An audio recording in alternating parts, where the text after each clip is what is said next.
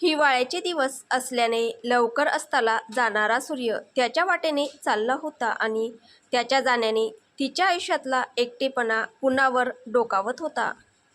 ऑफिसच्या खिडकीतून त्याच्याकडे त्या मावळत्या सूर्याकडे पाहणाऱ्या तिने एक निराश उसासा सोडला आणि तिच्या डेस्ककडे जायला वळली. जवळपास निम्म्याच्या वर स्टाफ निघून गेला होता. बस ती आणि तिचे 3-4 कलिग बाकी होते जे निघायच्या तयारीत होते. हे मयुरी, आम्ही निघालोय, तू कधी निघणारेस? तिची एक कलिग तिच्याजवळ येत बोलते.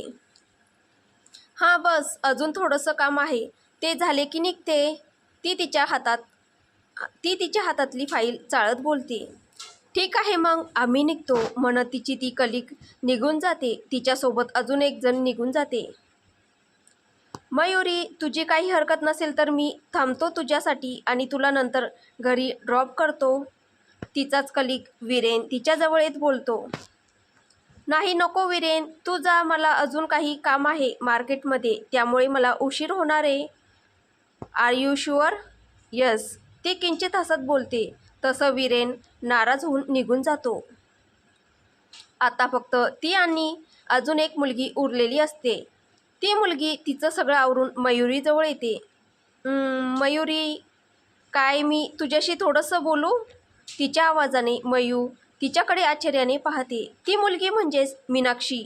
ही त्यांच्या ऑफिसमधली सगळ्यात कमी आणि कामापुरतंच बोलणारी होती. त्यामुळे तिने ऑफिस सुटायच्या वेळी असं अचानक तिचं नाव घेऊन बोलल्याने तिला आश्चर्य वाटतं. हां बोल ना, मयुरी तिच्याकडे पाहत बोलते. ते म्हणजे जरासं पर्सनल होतं, तुला राग नाही ना येणार? नाही, बोल तू. मयूला असं ही नेहमी सारखी घरी म्हणजेच रूमवर जायची इच्छा नव्हतीच आणि ऑफिसमध्येही काही काम शिल्लक नव्हतं. त्यामुळे ती मीनाक्षीला हो बोलते. मला माहीत आहे इथे तू एकटीच आहेस आणि त्यामुळे तुला घरी जायला अजिबात आवडत नाही. मला चुकीचं नको समजू, पण मी तुला एका डेटिंग ॲपची लिंक शेअर केली आहे. तू आधी ऐकून घे मी काय म्हणते ते, मग बोल. तिच्या म्हणण्यावर मयुरी काही रिॲक्ट करण्याआधीच मीनाक्षी लगेच बोलते. मी हे यासाठी म्हणते कारण तुला एक चांगला आणि परफेक्ट पार्टनर मिळावा. आय थॉट तू तुझ्या एकटेपणाला खूप कंटाळली आहे आणि तुला एका पार्टनरची गरज आहे, म्हणून मी असं केलं. आणि ही डेटिंग साईट तशी कॉन्फिडेन्शियल आहे. ती माझ्या एका मित्राचीच आहे आणि त्याने प्रत्येक मुलाची इन्फॉर्मेशन कन्फर्म करून मगच इथे दिली. बघ तुला पटतंय का? मीनाक्षी बोलायचं तर थांबती, पण मयुरीला काय बोलावं हेच कळत नाही. एकतर आज काम सोडून इतर विषयावर मीनाक्षी पहिल्यांदाच तिच्याशी बोलत असते आणि तेही या विषयावर. तिला याचंच जास्त आश्चर्य वाटत असतं. मयुरी, मयुरी, ती काही बोलत नाही. हे पाहून मीनाक्षी तिला हलवत बोलते. मीनाक्षी, तुला कळतंय का तू काय बोलते ते? ती काहीसं अडखळत बोलते. मला माहीत आहे हे थोडं विचित्र आहे, पण मी विचार करूनच बोलले. मीनाक्षी, अगं माझा आजपर्यंत एक बॉयफ्रेंडसुद्धा नाही आहे आणि तू मला डायरेक्ट डेटिंग ॲपवर जायला सांगते. आय नो हे खूप पुढचं बोलते मी, पण मला वाटलं तुला एका जोडीदाराची, पार्टनरची गरज आहे, म्हणून मी तुला फक्त एक उपाय सांगितला. बाकी तुझं तुलाच ठरवायचं आहे. म्हणून मीनाक्षी निघून जाते. आता खरंच ती तिथे एकटीच असते. कदाचित हा एकटेपणा तिच्या 5वीला पुजलेला होता. कळायला लागल्यापासून तिच्यासोबत फक्त तिची आई होती, जी की एक सिंगल पालक होती. त्यानेच तिचं शिक्षण केलेलं आणि ती सिनियर हायस्कूलला असताना त्या देखील अपघातामध्ये गेलेल्या. त्यानंतर तर ती एकटीच होती ना, कोणी मित्र ना कोणी जवळची व्यक्ती तिच्या आयुष्यात होती. हां, एक होता तिचा कुत्रा लिओ, जो तिच्यासोबत असायचा कायम. तोच होता ज्याच्यासाठी ती आठवणीने घरी जायची. पण आता तोही म्हातारा होत आलेला आणि त्याला गमवायची भीती, त्यामुळे ती स्वतःला अजूनच एकटं समजायला लागलेली. या एकटेपणाचं ओझं, त्याची वेदना ती कशी सहन करायची हे तिलाच ठाऊक. कधीकधी तिने तिच्या मनाला हा संयमाचा, सहन करण्याचा जो बांध घालून दिलेला तो तुटायचा, तेव्हा तिला मनसोक्त रडायचं असायचं. त्यासाठी कुणाच्या तरी कुशीत शिरण्याची, कुणाच्या तरी खांद्यावर डोकं ठेवण्याची इच्छा असायची. पण हेच तर तिचं दुःख होतं की तिच्याजवळ व्यक्त होण्यासाठी आपलं माणूस नव्हतं. तिला आपलं हक्काचं माणूस हवं असतं.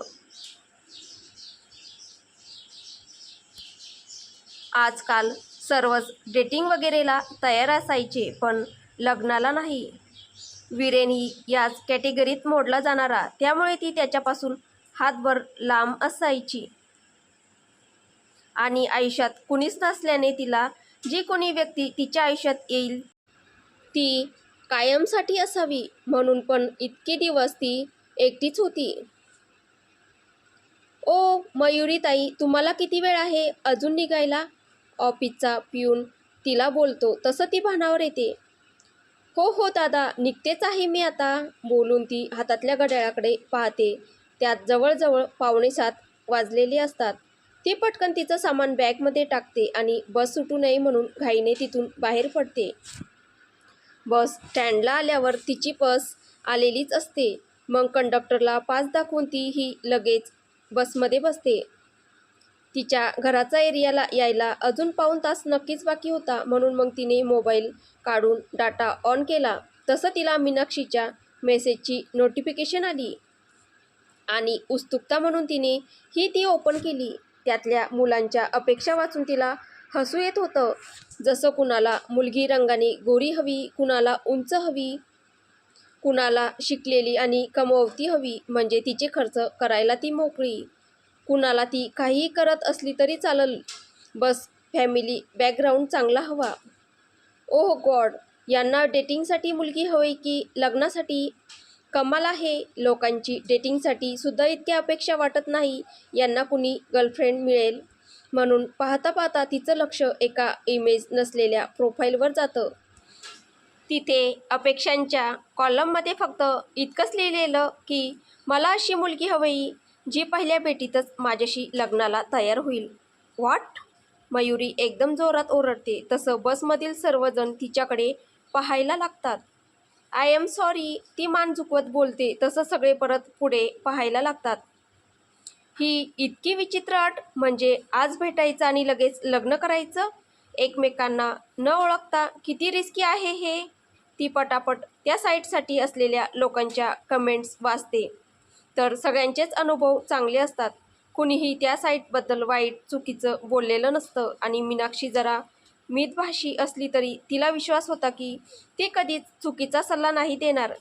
शेवटी मीनाक्षी तिला 5 वर्षे सिनियर होती. यात चुकीचं तर असं काही वाटत नाहीये. मग का बरं याला अशी मुलगी हवी जी पहिल्याच भेटीत त्याच्याशी लग्न करायला तयार असेल? काय तो माझ्यासारखाच एकटा असेल आणि म्हणून त्याला आयुष्यभर साथ देणाऱ्या जोडीदाराची गरज असेल? एकदा भेटायला काय हरकत आहे? बोलतच ती त्याला, म्हणजेच त्या प्रोफाईलवाल्याला, मी तयार आहे, भेटूया, असा मेसेज करते. मयुरीने मेसेज केल्यावर दुसऱ्या दिवशी सकाळीच रिप्लाय आलेला. त्या व्यक्तीने त्याच दिवशी संध्याकाळी भेटायला बोलावलेलं. अर्थात भेटण्याची जागा तिलाच ठरवायची होती. खरं तर तिला अपेक्षाच नव्हती की काही रिप्लाय येईल, पण आला. तिने दुपारपर्यंत खूप विचार केला. जाऊ की नको जाऊ? हे सेफ तर असेल ना? शेवटी हो नाही करता करता ती त्याच्या घराजवळच्या कॅफेचा पत्ता सेंड करते आणि दुपारीच घरी निघून येते. सगळं आवरून मयुरी बरोबर 5 वाजता कॅफेत जाते. प्लेन पिंक कलरचा आणि गोल्डन बॉर्डर असलेला लॉंग वन पीस आणि कानात छोटे झुमके, केस मोकळे सोडलेले, डोळ्यात काजळ आणि ओठांवर पिंक लिपस्टिक. बस, बाकी कसलाच मेकअप नाही. तरीही ती खूप छान दिसत होती. कुठल्याही मुलाला असं बाहेर भेटण्याची ही तिची पहिलीच वेळ म्हणून मनातून जराशी घाबरलेली, बावरलेली होती. ती कॅफेतल्या सगळ्यात कोपऱ्यातल्या टेबल जवळ जाऊन बसली. थोड्याच वेळ लागला असेल की एक 28 वर्षे वय असलेला व्हाईट शर्ट आणि त्यावर ब्लू कोट आणि त्याच कलरची पॅन्ट घातलेला, किंचित विस्कटलेले केस, गव्हाळ रंग, हलकी बियर्ड असलेला, एका हातात मोबाईल धरून इकडे तिकडे पाहत एक तरुण आत येतो. कॅफेतल्या सगळ्या मुली त्याच्याकडेच पाहत असतात, पण मयुरीचं मात्र त्याच्याकडे लक्षच नसतं. ती खिडकीतून बाहेरच्या येणाऱ्या जाणाऱ्या गाड्यांकडे पाहत असते. कॅफेतल्या बऱ्याच मुली त्याच्याशी बोलण्याचा प्रयत्न करतात, पण तो त्यांच्याकडे पाहतही नाही. त्याचं लक्ष खिडकीजवळ बसलेल्या मयुरीकडे जातं. तो लगेच त्याच्या मोबाईलवरून मेसेज करतो, I am here, where are you. लगेच इकडे मयुरीच्या फोनची मेसेज टून वाजते. ती मेसेज वाचून समोर गेटकडे पाहते तसं तो तरुण चालत तिच्याकडे यायला लागतो. हाय मयुरी भावना राईट. तो तरुण हात पुढे करत बोलतो तसं ती त्याच्या हातात हात देत हो म्हणून मान हलवते. मयुरीला तिच्या वडिलांबद्दल काहीच माहीत नव्हतं, म्हणून ती सरनेम म्हणून कळायला लागल्यापासून तिच्या आईचंच नाव लावायची. My name is Anay Bhaskar. I know मला सूट होत नाही, बट हेच माझं नाव आहे. तो काहीसा हसत बोलतो तसं तीही हसते. हसताना त्याच्या आणि तिच्या दोघांच्याही गालावर खळी पडते. तिचं नसलं तरी त्याचं लक्ष तिच्या खळीकडे जातंच. ओप, ही खरंच किती क्यूट आहे दिसायला, तो मनातच विचार करतो. नंतर थोड्या वेळ कुणी काहीच बोलत नाही. मला तुला काही गोष्टी क्लिअर करायच्या आहेत. तोच पुढाकार घेऊन बोलतो तसं ती त्याच्याकडे पाहायला लागते. मला पण बोलायचं आहे थोडंसं. ठीक आहे, मग लेडीज फर्स्ट. तूच आधी बोल. काय तुला खरंच पहिल्याच भेटीत लग्न करायचं आहे? ती बोलते. तसं तो मान हलवत हो बोलतो. तिला आश्चर्य वाटलं त्याचं, पण ती काहीच बोलत नाही. जर मी हो म्हणाले तर काय तू आयुष्यभर माझी साथ देशील? माझा हात मध्ये सोडून नाही देणार ना? मी तुला प्रॉमिस करतो की मी आयुष्यभर तुझ्या सोबतच असेल. मला माहीत आहे की आपलं लाईफ एका नॉर्मल कपलसारखं नसणार आहे, पण तरीही माझ्या आयुष्यात तुझ्या व्यतिरिक्त कुणीही नसणार आहे.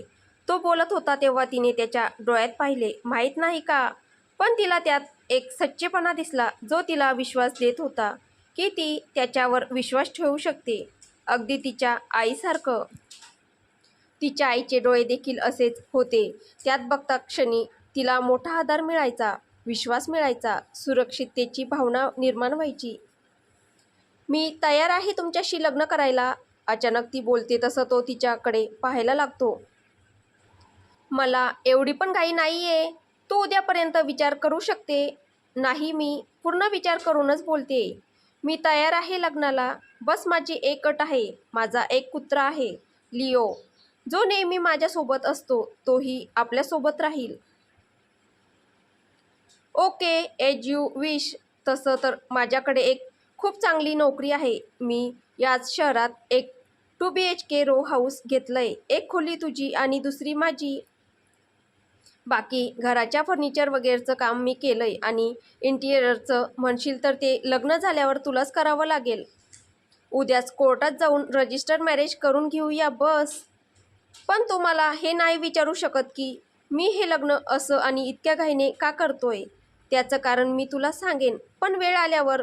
बट तोपर्यंत तुला माझ्यावर विश्वास ठेवावा लागेल. I hope you can understand. ठीक आहे, मी तयार आहे, पण आपण रजिस्टरसोबतच वैदिक पद्धतीने पण लग्न करूया.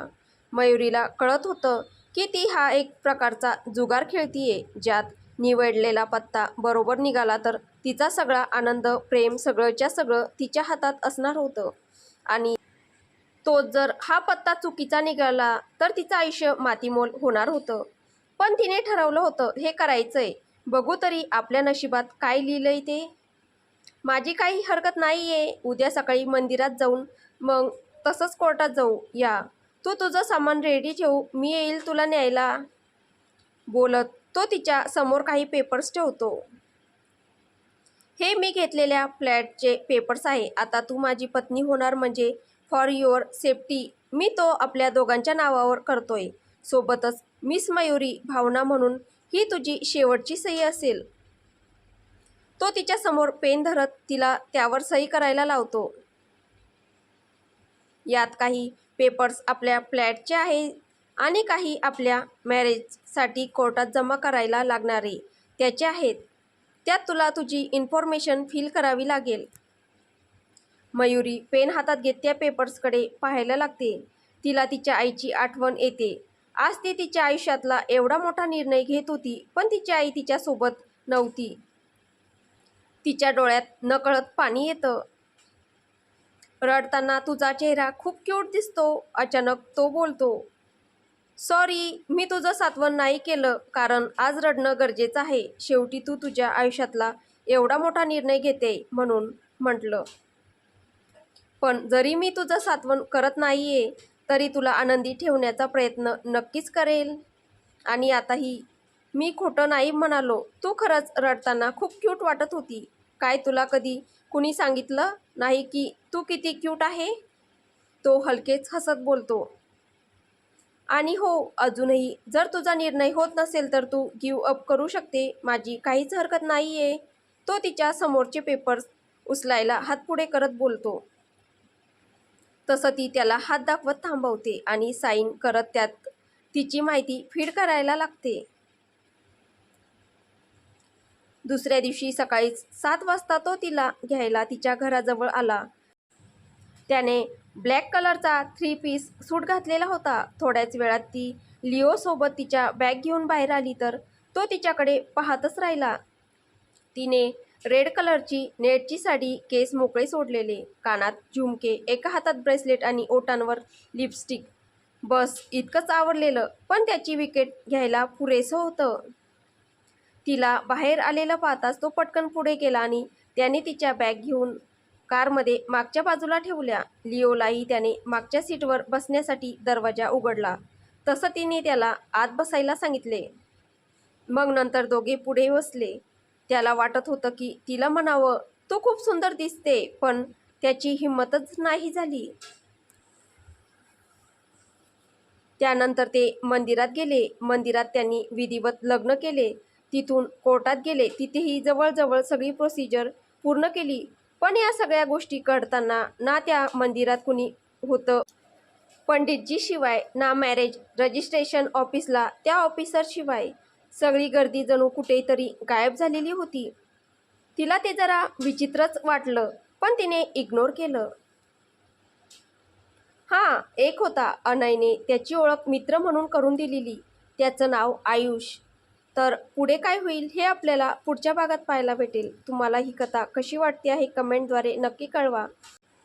आणि कथा आवडत असेल तर व्हिडिओला लाईक करा, शेअर करा आणि आमच्या चॅनलला सबस्क्राईब करायला विसरू नका. धन्यवाद.